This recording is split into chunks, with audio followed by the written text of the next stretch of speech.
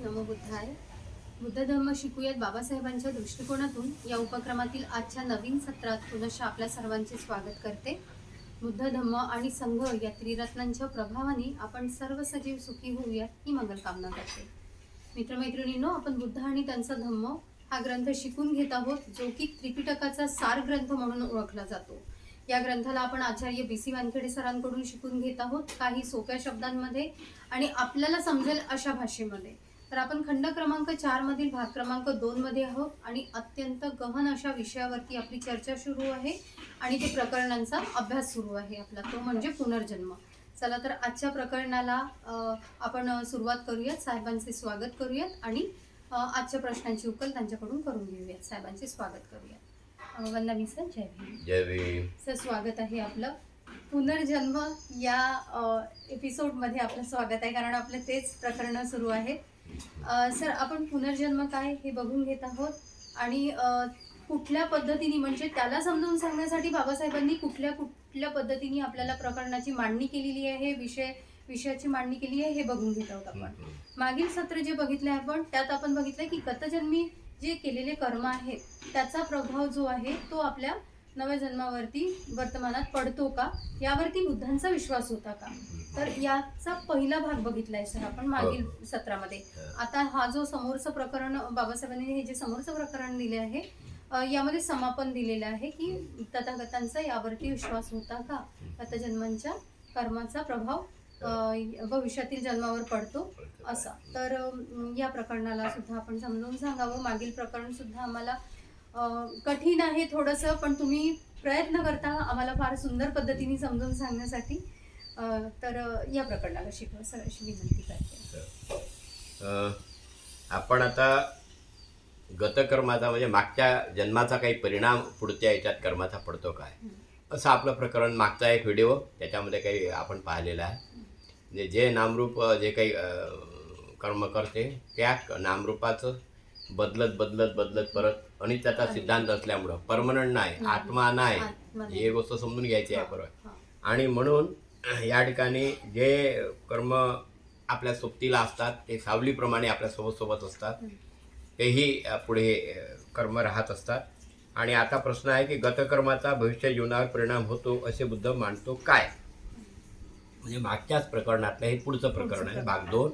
यामध्ये काय म्हणतात, अशा रीतीने बुद्धाचा कर्म सिद्धांत शास्त्रात धरून आहे. म्हणजे कोणता उदाहरण दिलं ना आपण, कोणतं राजा मिलिंदाने प्रश्न विचारला, नागसेनाने त्याचे उत्तरं दिले, हे आपण आता मागच्या याच्यात पाहिलं. तर मागचा व्हिडिओ बरोबर पाहून घ्या आणि नंतर मग याच्यावर लक्ष करा. म्हणजे सोबत हे दोन्ही व्हिडिओ कंटिन्यू बघा. अशा रीतीने बुद्धाचा कर्म सिद्धांत शास्त्रात धरून आहे. पूर्वजन्मीचे कर्म वारसा म्हणून भावी जन्मात प्राप्त होते यावर तथागत विश्वास ठेवीत नाहीत. पूर्वजन्मीचे कर्म वारसा म्हणून भावी जन्मात प्राप्त होते यावर विश्वास ठेवीत नाही.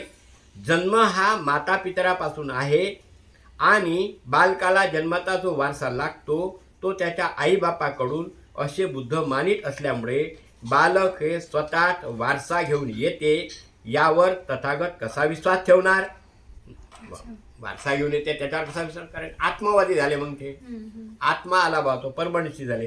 तथागताच्या विश्वासासंबंधीचे या तर्काशिवाय या विषयासंबंधी प्रत्यक्ष पुरावा एका सूत्रात आढळतो. ते सूत्र म्हणजे चूड, दुःख, स्कंद सुत्त. या सूत्रात तथागत, बुद्ध आणि जैन यांचा संवाद आहे. मध्यम निकायमध्ये आलेला आहे सूत्र. या संवादात तथागत बुद्ध म्हणतात की तुम्ही म्हणता की आम्ही पूर्वी पाप केले होते, त्यांचे आम्ही आपल्या कठोर तपस्येने परिमार्जन करतो. वर्तमान काळात काया, वाचा आणि मन यांचा निरोध केल्याने आमच्या पूर्वजन्मीच्या पापाचा निराश होईल. मग तपस्येने मागील पापाचा निराश झाल्यावर आणि नवे पापकर्मे करायचे थांबल्यावर आमचा भविष्यकाळ शुद्ध होतो. भविष्यकाळ शुद्ध केल्याने गतकाळ परिणामहीन होतो. गतकाळ परिणामहीन झाल्याने दुःखाचा निराश होऊ लागतो आणि त्यामुळे दुःखकारक वेदना नाहीशा होतात. दुःखकारक वेदना नाहीशा झाल्यावर दुःखच नाहीसे होते. कोणाचा संवाद आहे हा? जैनांचा संवाद आहे. ह्या तथागताच्या प्रवचनाला या त्या निघंटांनी होकार दिल्यावर तथागतांनी विचारले, पूज्य माणसांनो, तुम्हाला पुनर्जन्म होतो किंवा पुनर्जन्म नव्हता हे तुम्हास माहीत आहे काय? नाही, आम्हाला काहीच माहीत नाही. आता निघंट म्हणतात आम्हाला काहीच माहीत नाही. गतजन्मी पापामुळे तुम्ही सदोष आणि निर्दोष होता याबद्दल तुम्हाला काही ज्ञान आहे काय? नाही, आम्हाला काहीच माहीत नाही. गतजन्मी या किंवा त्या विशिष्ट पापामुळे तुम्हाला दोष लागला होता किंवा नाही हे तुम्हाला माहीत आहे काय? हे बुद्धाने काय केलं, फिरकी घेतली त्यांची, डायरेक्ट विचारल्या 2-3 प्रश्न. नाही, ते आम्हाला काहीच माहीत नाही. दुसरी गोष्ट अशी की माणसाची स्थिती अनुवंशिकतेच्या पेक्षा त्याच्या भोवतालच्या परिस्थितीवर अधिक अवलंबून असते असे बुद्ध मानतात. बघा, अनुवंशिकताच्या पेक्षाही भोवतालची जी परिस्थिती आहे त्याच्यावर बुद्ध अधिक अवलंबून असते परिस्थितीवर असे बुद्ध मानतात. देवदह सुत्तात बुद्ध उपदेश देतात की श्रमण ब्राह्मण अशा मताचे आहेत की जे काही सुखकर अथवा दुःखकर अनुभव व्यक्तीला येतात ते गतजन्मीचेच परिणाम होत, म्हणून ते म्हणतात गतजन्मीच्या पापकर्माचे परिमार्जन केल्याने आणि नवी पापकर्मे करण्याचे थांबवल्याने भविष्य काळात सोसावयाचे काही उरत नाही. पापकर्मे क्षय पावतात आणि पापकर्माचा क्षय झाल्याने दुःखाचा उच्छेद होतो. दुःखाचा उच्छेद झाल्याने वेदना नाहीशा होतात आणि वेदनाचा क्षय झाल्याने अखिल दुःखाचा उच्छेद होतो असे निघंटाचे म्हणणे आहे. मध्यम निकायमध्ये आलेले आहे. फक्त प्राण्याचे सुखकारक आणि दुःखकारक अनुभव हे जन्मकाळच्या परिस्थितीमुळे उद्भवतात असे निघंट म्हणत असतील तर त्यांचे ते म्हणणे दोषास्पद आहे आणि जन्मकालीन परिस्थितीत त्याचे कारण नाही असे ते म्हणत असले तरी त्यांचे म्हणणे दोषास्पद आहे. बुद्ध म्हणतात तथागत बुद्धाची ही विधाने आपल्या प्रश्नाच्या दृष्टीने संयुक्तिक आहेत. जर बुद्ध गतजन्मीच्या कर्मावर विश्वास ठेवित असतील तर त्या संबंधी शंका का निर्माण करतात? वर्तमान जीवनातील सुखकर अथवा दुःखकर अनुभव हे परिस्थिती सापेक्ष आहेत असे मानणारे बुद्ध गतजन्मीच्या कर्मावर विश्वास कसा ठेवतील? गतजन्मीच्या कर्माचा सिद्धांत हा शुद्ध ब्राह्मणी सिद्धांत आहे. ते आत्म्याचे अस्तित्व मानतात. बरोबर लक्ष द्या. ह्याच शब्दाचा मायाजाळ आहे म्हणून गोंधळलेले आहे सगळे. खूपच मजा येते. मी जेव्हा हे वाचतो आणि चिंतन करतो आणि इतरांचं जे काही आहे म्हणणं ते ऐकत असतो, प्रवचन ऐकतो, सगळ्यांकडे जातो, सगळं काही ऐकत राहतो आणि मग ते कसे गोंधळलेले आहेत हे वाचलं की बरोबर क्लिअर होते. अरे यांचा ह्या गोंधळीत आहे, यांना समजलं नाही, यांना डायरेक्ट आत्मा ठोकला बा. इथं बुद्धाने कुठेही आत्मा ठोकलेला नाही. आत्मा काय म्हणते, गतजन्मीचा कर्माचा सिद्धांत हा शुद्ध ब्राह्मणी सिद्धांत आहे. ते आत्म्याचे अस्तित्व मानतात. आत्म्याचे अस्तित्व आणि पूर्वकर्माचा आत्म्यावर परिणाम होतो असे मानतात. म्हणून गतजन्मीचे कर्म वर्तमान काळात प्रभावशाली ठरते याच्याशी ते सुसंगत आहे. परंतु आत्म्याचे अस्तित्व न मानणाऱ्या बौद्ध सिद्धांताशी आत्म्याचे अस्तित्व ते अगदी उलट आहे, विसंगत आहे. ज्याला तथागत बुद्धांचा सिद्धांत समजला नाही किंवा जो बुद्धी पुरस्पर बौद्ध धर्म आणि हिंदू धर्म सदृश्य आहेत असे दाखविण्याचा अट्टहास करतो आणि ज्यास बौद्ध धर्माचा सिद्धांत पूर्णपणे उमगला नाही त्याने हा सिद्धांत बौद्ध धर्मात घुसडलेला असला पाहिजे. असंच आहे. मोठे मोठे विद्वान पंडित जेव्हा मी ऐकतो आणि मग चिंतन करतो, अरे अरे अरे अरे काहीतरी घुसडून राहिले बा, इकडलं तिकडे घुसडून राहिले, अरे अरे काय सांगून राहिले बा. इतकं सोपं नाही. म्हणजे बारकाव्यानं अभ्यास करून चिंतन करून, कारण एक गोष्ट काय करायला लागते, आत्म्याला बाहेर काढून ठेवावं लागते आणि बुद्ध धर्माचा पुनर्जन्म पुनर्कर्म सिद्धांत समजून घ्यावा लागते. ह्या दोन गोष्टी जर बरोबर समजल्या तर लक्षात येईल. ज्याला तथागताचा सिद्धांत समजला नाही किंवा जो बुद्धी परस्पर बौद्ध धर्म आणि हिंदू धर्म एकच आहेत असे दाखविण्याचा अट्टहास करतो आणि ज्या बौद्ध धर्माचा सिद्धांत पूर्णपणे उमगला नाही त्याने हा सिद्धांत बौद्ध धर्मात घुसडविला आहे असला पाहिजे. तथागत बुद्धाने हा सिद्धांत शिकविलेला असण्याची शक्यता नाही हे वरील कारणावरून स्पष्ट होईल. याशिवाय तथागत बुद्धांनी हा सिद्धांत शिकविला नसावा या म्हणण्याला दुसरा एक सर्वसामान्य आधार आहे. पूर्वकर्म हे भावी जीवनाचे नियंत्रण करते हा हिंदू सिद्धांत अन्याय मूलक आहे. असल्या सिद्धांताचा शोध लावण्याचा हेतू काय असावा? त्याचा एकमेव हेतू शासन अथवा समाज यांना गरीब आणि दलितांच्या दुःस्थितीच्या उत्तरदायित्वातून मुक्त करणे हा असावा. अरे तू तसाच राह, मागच्या जन्मी पाप केलं, पुढच्या जन्मी पाप होणार आहे म्हणून तू आमची सेवा कर, म्हणजे हा दुष्ट हेतू आहे. बाबासाहेबांनी बरोबर लिहिलं. आणि एकमेव हेतू शासनाने अथवा समाज यांना गरीब आणि दलिताच्या दुःस्थितीच्या उत्तरदायित्वातून मुक्त करणे हा असावा. नाहीतर असल्या अमानुष आणि बुद्धिविसंगत सिद्धांताचा शोधच लागला नसता. महान कारुणिक म्हणून जे प्रसिद्ध आहे ते तथागत हा सिद्धांत उचलून धरतील अशी कल्पना देखील करवता येत नाही. आणि म्हणून एकच गोष्ट याच्यातून लक्षात घ्यायची, आत्मा जो म्हणजे गतकर्मी आत्म्यावर जे ठसे उमटतात आपण पाहिलं मागं, तोच आत्मा पूर्वजन्म नियोजित करतो आणि त्याप्रमाणे त्याचा जन्म होत राहतो. परंतु बौद्ध धम्म असा सिद्धांत मानत नाही. कारण या जन्माला आल्यानंतर जर समजा तुम्ही काहीच करू शकले नाही आणि तुम्ही करण्याचा प्रयत्नही केला नाही, कारण मागच्या जन्मी झालं बा ते आता या जन्माचे भोगाच लागते असं जर आपण ठरवून बसलो तर आपण प्रगती करू शकणार नाही. आणि म्हणून या ठिकाणी बुद्धाचा पुनर्जन्म हा काय आहे? नित्य नाही, अनित्यवादाचा सिद्धांत आहे. सतत बदलणाऱ्या प्रक्रिया आहे, सतत बदलत राहते. आणि म्हणून मागच्या जन्मात जे तुम्ही जे काही कर्म नामरूप तुमच्याकडे होतं, नाम होतं, ते नामरूप ज्याप्रमाणे कर्म करते त्याप्रमाणे रूप या आसमतात विलीन होऊन जाते. त्याचा कशाचा पुनर्जन्म? तर 4 महाभूताचा पुनर्जन्म.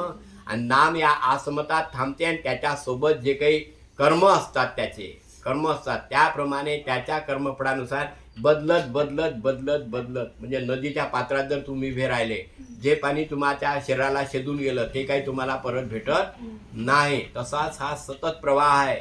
मनाचा देखील अखंड प्रवाह आहे, शरीराचा देखील अखंड प्रवाह आहे. हा प्रवाह कुठेतरी एक दिवस थांबून जातो, शरीरही थांबते, मनही मग या शरीराला सोडून चालत जाते. त्याच्या अशा प्रकारचं सांगतात, माणसाजवळ 2 चित्त आहे. एक चित्त विची चित्त, दुसरं चित्त भवांग चित्त. हे अभिधम्मामध्ये सांगितलेलं आहे. आता काही लोक कोणाला कळेल नाही कळेल, मग ह्याची प्रक्रिया काय होते? तर विची चित्त जे आहे ते संपून जाते. विची चित्त काय होते? संपून जाते. त्याने त्याच्याजवळ आठवण राहत नाही. पण भवांग चित्त काय करते? आपल्या मनामध्ये त्याचे शिक्के मारून ठेवते. प्रत्येक गोष्टीचे चित्तावर काय होते? शिक्के मारते. वेदना, संज्ञा, संस्कार आणि विज्ञान ह्या 4 गोष्टीवर. आणि मग त्या 8 प्रक्रिया जन्माच्या वेळेच्या. पहिली प्रक्रिया अशी आहे, भवांग अतीत, भवांग चलन, भवांग उपच्छेद, भवांग मनोद्वारा जवन, मरणासन्न जवन, तडालब्बन, च्युतिचित्त आणि पट्टीसंधी विज्ञान. वेळोवेळी जन्म होते तेव्हा सगळे प्रवचन देताना पट्टीसंधी विज्ञान, पट्टीसंधी विज्ञान, पट्टीसंधी विज्ञान. तसं नाही, पट्टीसंधी म्हटल्यानं होत नाही. हे पुरच्या पूर पटून द्यावं लागते. तेव्हा कुठं बुद्ध धम्माचा पुनर्जन्म सिद्धांत समजतो. हे तर सर्व वाचून वाचून कोणी पटपट सांगते, सगळ्यांनी सांगितलेलं आहे पट्टीसंधी विज्ञान. मग पट्टीसंधी विज्ञान म्हणजे नेमकं काय? जो माणूस ज्याच्याजवळ जे भवांग चित्त आहे, जवन चित्त म्हणतात त्याला, म्हणजे जन्म घेण्याची प्रक्रिया असणारं चित्त, त्याला जवन चित्त म्हणतात. जवन चित्त म्हणत असतात जन्म घेण्यासाठी. ते 8 चित्त आहे. त्या 8 चित्त जेव्हा ते प्रक्रिया करते तेव्हा ते चित्त पट्टीसंधी होते. विज्ञान म्हणजे एनर्जी, हीच ऊर्जा. जसा इथून मोबाईल दाबला की तिकडे मोबाईल दुसऱ्याला लागते, तसंच त्याच्या आईवडिलाचे कर्मफळ, जसं नामरूप कर्मफळा म्हणतं ना, नामरूप. मग ते कर्मफळानुसार त्याच ठिकाणी त्या आईवडिलाला जाऊन ते चित्त सारख्या कर्मफळाप्रमाणे काय होते? त्याचा पुनर्भव होतो. आणि मग त्या ठिकाणीच त्याचा पट्टीसंधी म्हणजे जॉईंट होते. ते जॉईंट, त्याला जॉईंट म्हणतात. आणि असं हा अभिधम्माचा भाग आहे. अभिधम्माचा भाग असला म्हणजे मनाचा सगळा कारभार आहे. त्याच्यामुळं जसं आता हे नवीन पोरं आता मोबाईलचा शोध लागला, आणि ह्या मोबाईलचा शोध लागला, परदेशात गेला, अभिधम्म आपल्या इथून तिकडच्या लोकांनी अभिधम्माचा अभ्यास केला आणि डायरेक्ट मोबाईल कम्प्युटर तुमच्या हाती दिले. हेच काय ते इथून कोणी दाखवू शकते काय? अरे मी इथून आता मोबाईलमध्ये ते मेसेज पाठवला, कुठं चालला, कसा चालला, कुठून निघाला, दाखवू शकते काय कोणी? तसंच आहे अभिधम्माचा समजा. अभिधम्म देखील असाच आहे, हे कोणाला दाखवता येत नाही. आणि म्हणून या गोष्टी घडतात. आणि हा अभिधम्माचा भाग आहे. 7-8 प्रकारचे, तसे 17 प्रकारचे चित्त आहे. एक विचार पूर्ण होण्याकरता माणसाच्या चित्तामध्ये 17 प्रकारचे चित्त उद्भवतात. आणि मरणासन्न जवन चित्त जे आहे शेवटचं, ते पटिसंधी विज्ञान होते ना, तेच पूर्ण त्या पुढच्या ठिकाणी जाऊन त्या नामरूपाप्रमाणे त्याच्या कर्मफळानुसार तिथं तो जन्म घेते. म्हणजे ज्याच्याजवळ राग, द्वेष, मोह हे सगळं आहे, त्यातच ते पटिसंधी विज्ञान जमा होते आणि तेच जन्म घेण्यासाठी आतुर असते. म्हणून ते कुठंतरी त्याच्या कर्मफळानुसार तसा त्याचा जन्म होतो. आता कोणाचा? तर सगळ्याचा. ज्याच्याजवळ राग, द्वेष, मोह आहे अशा सगळ्यांचाच काय होतो? जन्म होतो. म्हणजे आता तुमचा तो दुसरा मुद्दा क्लिअर झाला. म्हणजे किती मजेशीर आहे. अजून नाही समजलं तर चकचक माझा वेळ घ्या, चर्चा करू, मस्त चर्चा करू. असं नाही झालं प्रवचन चालले बा आता मला चर्चेला वेळ नाही, अशातला मी माणूस नाही. माझं ज्याला असं उत्सुकता आहे त्यांनी बिलकुल चर्चा करावी, भेटावं किंवा मला बोलवावं किंवा त्यांनी यावं. आपण मस्त त्यावर चर्चा करू, समजून घेऊ. आणि बाबासाहेब आपल्या कोर्टाचा निर्णय द्यायला आहेच आपल्याजवळ. आपला कोर्टाचा निर्णय, आपला कोर्ट म्हणजे डॉक्टर बाबासाहेब आंबेडकर यांनी सांगितलं त्याप्रमाणे आम्ही सांगू. तुम्ही जर इकडला तिकडला सिद्धांत घेऊन आले तर आम्ही कसे ऐकू? बरोबर लक्ष द्या.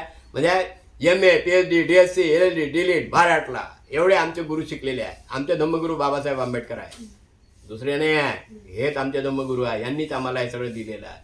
आणि मग हे सगळं त्यांनी पूर्ण त्रिपिटकातून घेतलं. आणि त्रिपिटकाचंही जे जे सूत्र आहे ते वाचले पाहिजे. मध्यम निकाय, मूत्र निकाय, संयुक्त निकाय, दिग्घ निकाय, किती महत्त्वाचे सूत्र आहे. पुढे जर वेळ भेटला माझ्या आयुष्यामध्ये तर एक एक सूत्र टाकून देईल मी पुरेच्या पूर्व. म्हणजे तुम्हाला ते वाचत बसा आयुष्यभर. नाही वाचलं तर मोबाईलच पाहत बसा. अशावर काय म्हणते. तेव्हा मला असं वाटते हाही सिद्धांत या ठिकाणी आपला संपलेला आहे असं मला वाटते. तेव्हा इथेच थांबतो. साधू साधू साधू. धन्यवाद सर. मला पुनर्जन्मामध्ये अनित्याचा सिद्धांत कसा असतो ते पहिल्यांदा आज अभ्यास करायला मिळाला, समजलं थोडंफार. आणखी यावरती मी साहेबांशी थोडीफार चर्चा करणार आहे. आपण सुद्धा अभ्यासरत राहा, पुस्तकांचे वाचन करा. आणि काहीही समस्या असेल, काही प्रश्न उद्भवत असतील तर तुम्ही कमेंट बॉक्समध्ये कमेंट करू शकता. मराठीमध्ये सुद्धा लिहू शकता तुम्ही. आता सगळ्या फॅसिलिटीज आहेत. ज्यांना लिहिता येत नाही त्यांच्यासाठी माईक सुद्धा अवेलेबल असतो तिथे, जर तुम्ही थोडंसं शिकून घेतलं तर. आणि तुम्ही कमेंट बॉक्समध्ये तुमचे प्रश्न उपस्थित करू शकता. आपण कधीतरी मध्ये तुमच्या प्रश्नांवरती सुद्धा एक सेशन ठेवणार आहोत. साहेबांनी याच्यापूर्वी सुद्धा आपल्याला सांगितलेलं आहे. पुढील सत्रात पुढील प्रकरणात भेटू आपण. सर्वांचे मंगल व कल्याण. सर्वांना जय भीम. जय भीम सर. जय भीम.